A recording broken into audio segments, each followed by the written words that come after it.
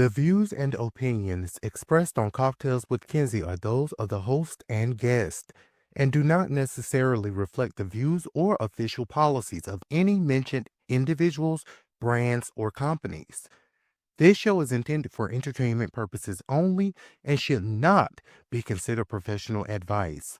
Cocktails with Kenzie is not affiliated with, endorsed by, or sponsored by Crown Royal, Diageo, or any of their subsidiaries or partners. Any mention or display of products or drink recipes is for commentary and entertainment only. Listener discretion is advised. Now sip responsibly and let's get into the fun. What's up, Royals? Tonight we're talking about a documentary that has the internet on fire. 50 Cent executive producing a Diddy documentary, the backlash he's catching, and why this leads perfectly into a real-life situation in Split with one of our beloved celebrities, Kandiburruss, and conversations regarding Prenups and Postnups. Because what's messier, the timeline or the fine print? But we'll get into that after the intro.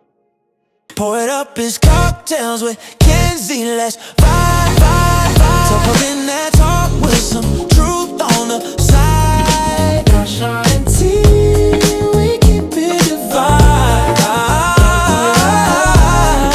Real talk and rhythm, yes, Kenzie time. Stay lit, stay real. It's cocktails with Kenzie, baby, that's the deal. Welcome to Cocktails with Kenzie. Of course, I'm Mackenzie, your Crown Unfiltered host, and over here we're building the kind of show that feels like your favorite group chat, but with better transitions and stronger drinks. Here's what we'll be discussing on this side. My business, your business, and their business, but pop culture, celebrity headlines, real life events, and then we'll get into the segment Royal Court, where you, the listeners, are able to submit your questions for my Sagittarius Unfiltered advice. And with that, each episode will feature a different cocktail made with Crown Royal, my favorite, that relates to the topic at hand. So let's get into the drink of the week, shall we? Tonight's featured drink is the Royal Claws. Start with 2 ounces of Crown Royal Regal Apple, 1 ounce of cranberry juice, half an ounce of fresh lemon juice. Top that with ginger ale, garnish with an apple slice or lemon twist, and enjoy.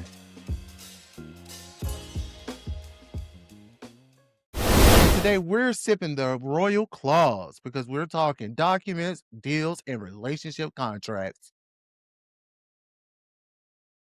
That's good and strong.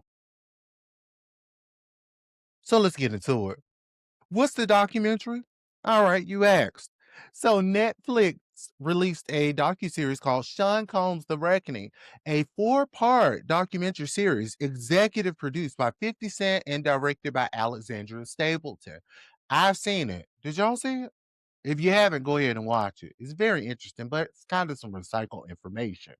Anywho, it's positioned as an examination of Diddy's rise, the empire, and the darker allegations and controversies that have long surrounded the music mogul. Now, if you're new to hip hop culture, here's the simple version, as simple as I can put it.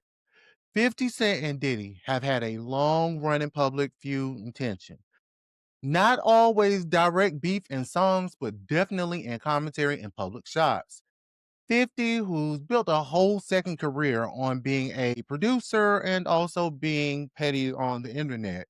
And with that being said, 2 things can be true at once. So when the people heard Diddy documentary produced by 50 Cent, what? Whatever. The internet immediately went, oh, this is either going to be investigative or this is going to be the petty Olympics. Whereas here's where the backlash comes in.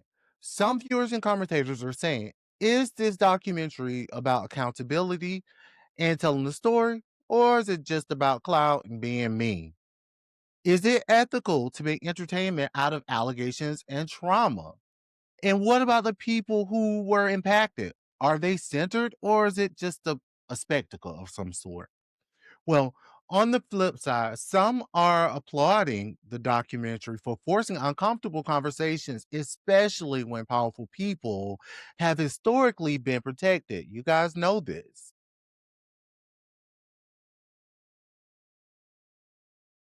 Now, one of the biggest talking points has been the use of never before seen footage reportedly filmed just days before Diddy's arrest in 2024. Which Diddy team's claims was unauthorized. But 50 Cent and Netflix, according to sources, have disputed that, with reporting describing legal back and forth, including cease and desist claims from Diddy's side and responses from 50's side that the footage was obtained legally. And for me, this raises a bigger media question. Even if something is legally obtained, is it always morally clean to use it? I want y'all to answer this in the comments. Do you think 50 is producing this from a place of accountability or personal agenda? When documentaries use private filling footage, do you feel informed or do you feel like you're watching someone's downfall as entertainment? Where's the line between exposing and exploiting? Speaking of lines and boundaries and paperwork, let's slide into the next story because this one we didn't see coming. And this one brings us straight into real life contracts. Kandiburruss and Todd Tucker. Okay, for anybody who doesn't watch Bravo, Kandiburruss is a longtime star of The Real Housewives of Atlanta, a songwriter, entrepreneur, and overall boss. Todd Tucker worked in TV production. He met Kandi while working on Real Housewives of Atlanta during a cash trip in 2011 to Africa. They started dating in 2011 on the show, got engaged in 2013 on the show, and married in April 2014 on the show. They share two children and both have a child from previous relationships, Riley and Kayla. Recently, Kandi confirmed she filed for divorce. She's described it as emotional and says she's focusing on peace and respectful co-parents. Now, at first, it seemed things were going in the right direction until reports were released that Todd is now asking for full custody, even though the initial filing by Kandi was asking for 50-50 custody split between the two. Now, there has been speculation that this was all a scheme that Todd set up to come to Kandi with the bull. Shout out to Aunt Bertha.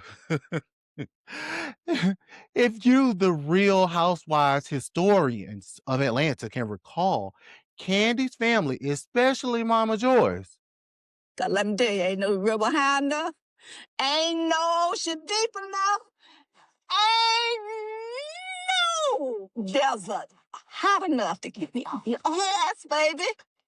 was always against this union from the start. They were all scared this day would come and Todd would end up trying to take Candy's multi-million-dollar fortune. There were also past characters on the show, we're going to call them characters, that alleged Todd was an opportunist and always on the hunt for a come up, allegedly. Other reporting has included claims from sources about relationship strains as well as cheating. Now, y'all know popular YouTuber and friend in my head, Funky Deneva, who lives in Atlanta and who's a part of those social circles, said on one of his shows that Todd was having an affair, or it was rumored he was having an affair with a well known woman whose name allegedly begins with H. Again, alleged. So we're going to be careful and stick to what's publicly reported and confirmed, if you know what I mean. And I'm sure you do. One reason this hits home is because their relationship has been discussed publicly, including conversations around prenups in the Bravo universe. Now, that's going to lead us into the real life question. Prenup. Is it only for the rich? I don't know. You tell me. But let's talk prenups. In case you don't know, a prenup is a legal agreement signed before marriage that can outline how assets, debts are handled if the marriage should end, which nobody ever plans for them to do. And they say You're doing that for the person you're going to divorce, not the person you're going to marry. And no, prenups are not only for millionaires. Everyday people use them. When one partner has a business, one has kids from previous relationships, there's student loan debt, there's property involved, one person's income is way higher, or you just simply want clarity if this marriage should end. You sign a postnup after you're already married, and courts can look at them differently because you're already legally tied. So it's important that it's done fairly with full disclosure, and ideally each person having their own counsel. Now, I forgot to mention this part. According to some reports, Todd and his attorneys may attempt to claim the prenup was signed under duress. If you'll recall from the show, Todd clearly stated the day before the wedding that he would sign the prenup against his lawyer's advice. Now, he attempted to contact his counsel over the phone, you guys remember, but he went ahead with it. Some legal experts have stated there may be a legal loophole that could ultimately help Todd against his case. Help Todd with his case against Kandi. If you'll recall, Kandi is currently working on Broadway, and this may help his case for full custody, according to some reports. But me personally, I don't think so. Kandi is a woman of financial means, and what we can see is that she is an awesome mother. In her filing, she did state that in her absence, she has a host of family in Atlanta that could step in and help her. I really don't see a judge taking the kids. And that's my own personal opinion. And usually, courts do not tend to remove the kids from a mother's custody unless she is deemed unfit. So, good luck, Todd. We'll be watching. Now, here's my question for you. If you and your spouse started at the bottom and now you're here, and then one of you starts gaining more financially than the other, do you believe in signing a post-nuptial agreement? I don't. There are other things that can go into play, trust, things like that. Yeah, we'll get into that another time. But I want your feelings about that, okay? Now, prenups, is it a deal breaker or smart planning? Postnups, respectfully or a sneaky move? If you refuse to sign either, then why? If you sign, what would you want protected? Go to the website www.crownbykenzie.com and submit your questions and tell me.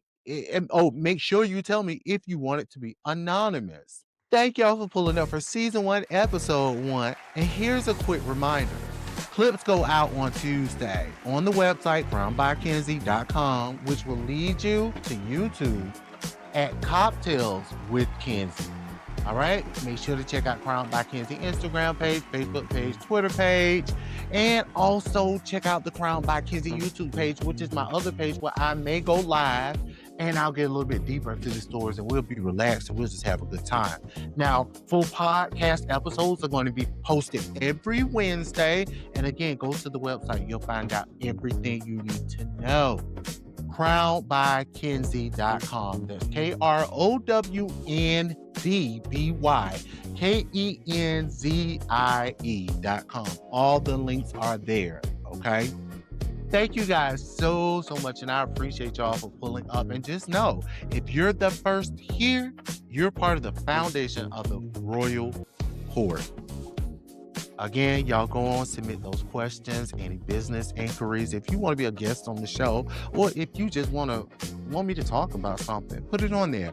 And also keep in mind, if you click on the link that says Royal Court, you'll be taken to a form where you'll be able to go in and ask me questions or tell me a situation that you or maybe a friend is going through and you want my unfiltered royal advice. Make sure y'all hit me up and let me know, because I'm waiting to hear from you guys, and you'll have a chance at me reading your letter on the next show. And again, make sure if you want it to be anonymous, put it in there, okay?